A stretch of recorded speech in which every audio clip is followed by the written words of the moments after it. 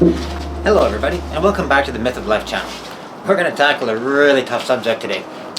Meat and proteins in our diet, what it's doing to our planet, what it's doing to us, what it's doing to our survivability. To be very honest, can we survive the way we're going with our habits related to our food and protein diet today? It's going to take quite a few episodes to do this, so bear with us. We're going to share a lot of important information on each one. We'll share it on the screen, so if you want to keep looking at it, we will put the links to research in every single video at the bottom so you can see exactly what we're talking about. And we're going to go ahead now. So the big question, can we survive with our pattern of how we're eating and how it takes to get our food to our table today, specifically related to meat? Our craving and our dependence upon meat and a meat-based diet and the effects it's having on us is quite amazing and profound. I'm going to make one statement right away. Imagine, related to only cattle and cows, steers and such, beef and other animal proteins take up to 20 times more land to produce in the cycle of a kilo of meat, as well as 20 times more greenhouse gas emissions given off as any other process we share. What does that mean? How does that affect us? What does it even mean to us? The first thing to understand is, how does an animal production, specifically beef, cause greenhouse gas emissions? It's important because it's easy to say it, but you need to understand why. So, cows and other ruminant animals, ruminant meaning 4 stomachs, humans have only 1 stomach, sheep, goats, and such, basically they emit methane as they eat and they digest food they eat. That's called enteric fermentation. Now you might have heard it called cow fart, cow burp. It's actually real, cow fart, cow burp. Methane is also produced from the manure they excrete. Not just that there's methane, but there's incredibly high levels of nitrous oxide, which is far more dangerous than average greenhouse gases. Most groups are focusing on CO2 emissions from transportation, cars, trains, buses, planes, how bad it is. But consider this fact.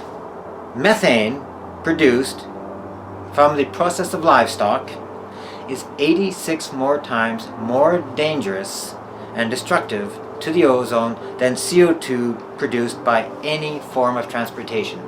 Why is that?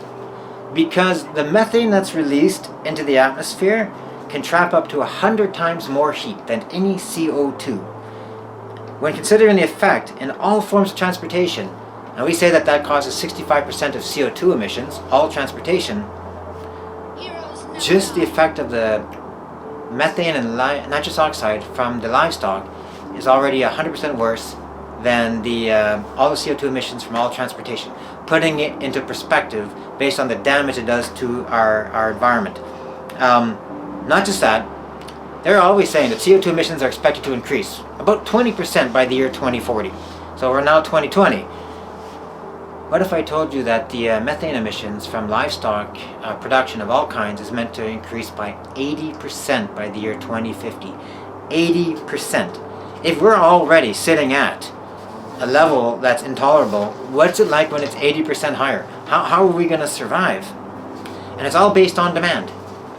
The demand of meat is rising in the world. Have-not economies, have-not populations are starting to eat meat. Actually, in North America, it's gone down a little bit in the last few years, but it's gone up in many other countries, which is adding to the fuel of the requirement of meat production.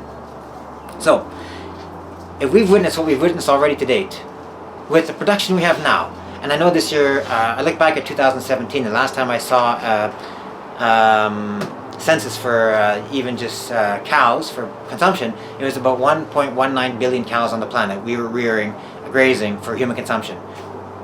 That's the effect today. What's it gonna be in 30 years when it goes up by 80%? How are we gonna live? Another critical fact is that livestock production is the major contributor to resource consumption.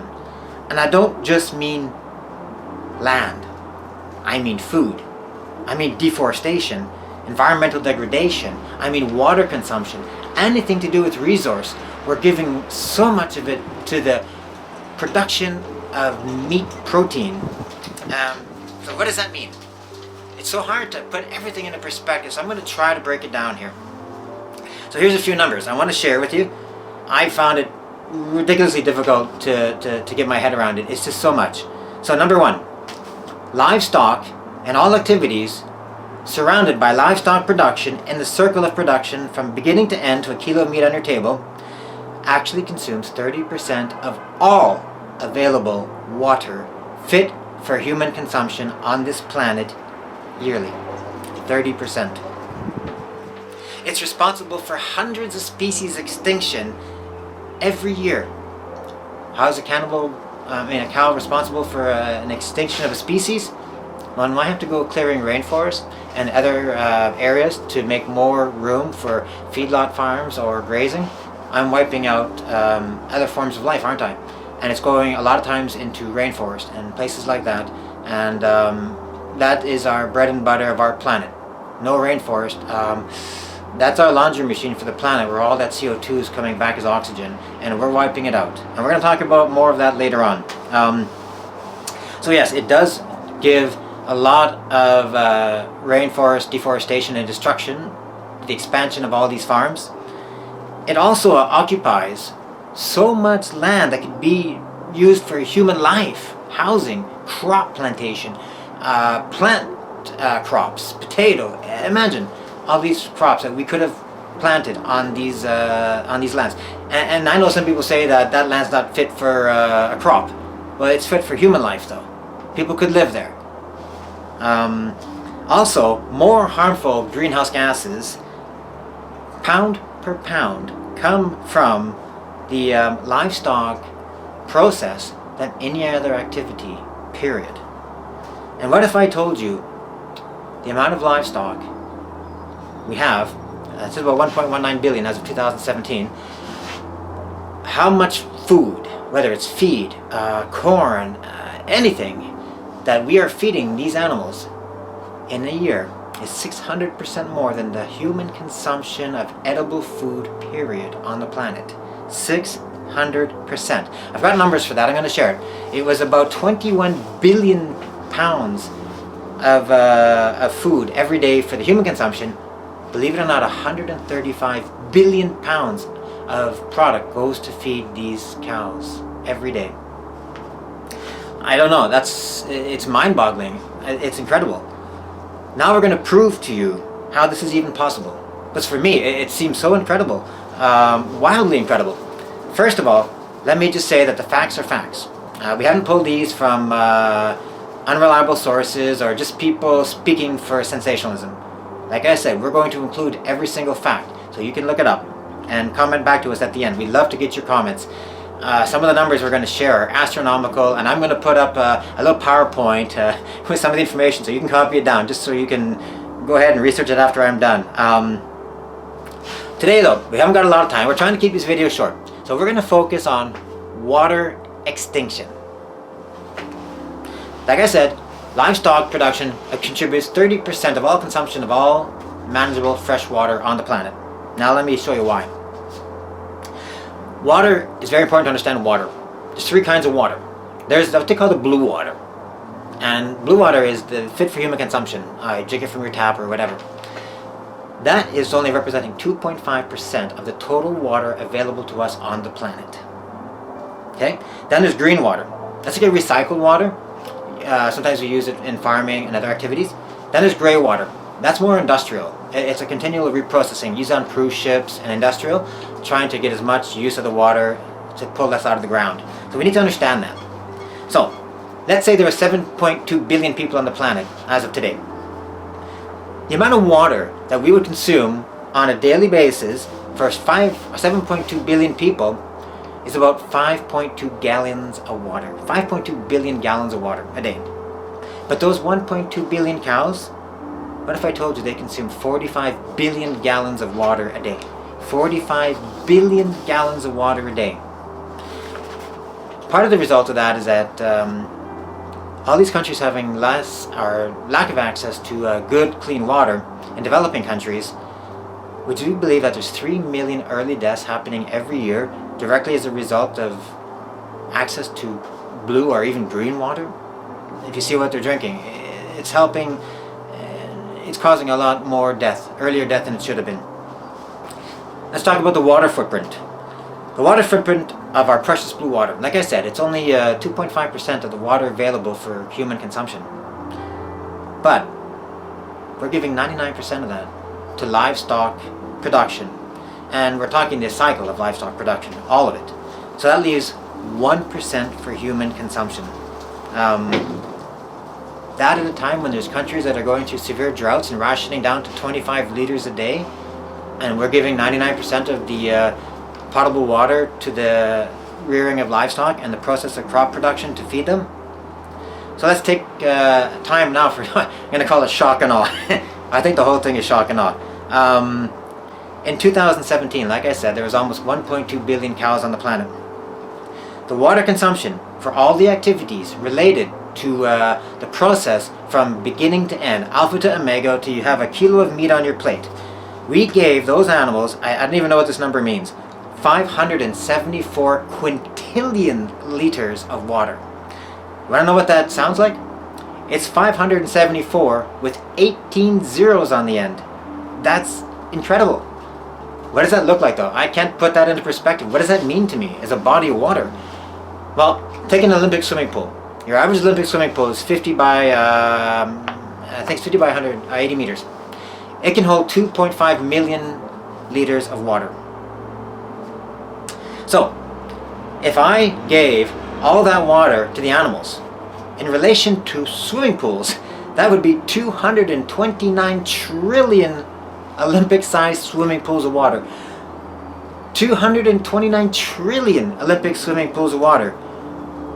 That doesn't even include the pigs, the chickens, the goats, the sheep, the nothing else, of all the other meat production that we do. I don't know, that's, wow. I want to put that into even more perspective for you, okay? The landmass to hold those pools, okay? The landmass. We already said that one pool is about, Olympic-sized swimming pool is about 1,250 square meters.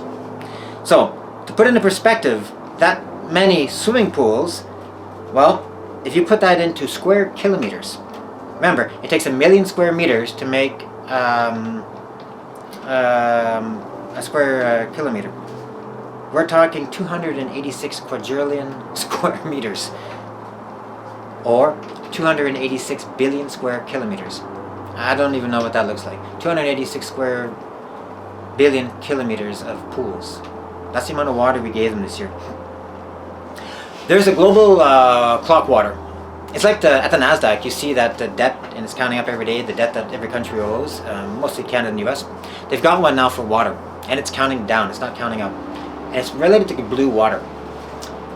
As of me making this video, there was 19 years or so of drinkable, potable blue water left on this planet. And that's, of course, if we don't make any changes, if we keep on the path we're going down. 19 years of blue water. What will my kids do?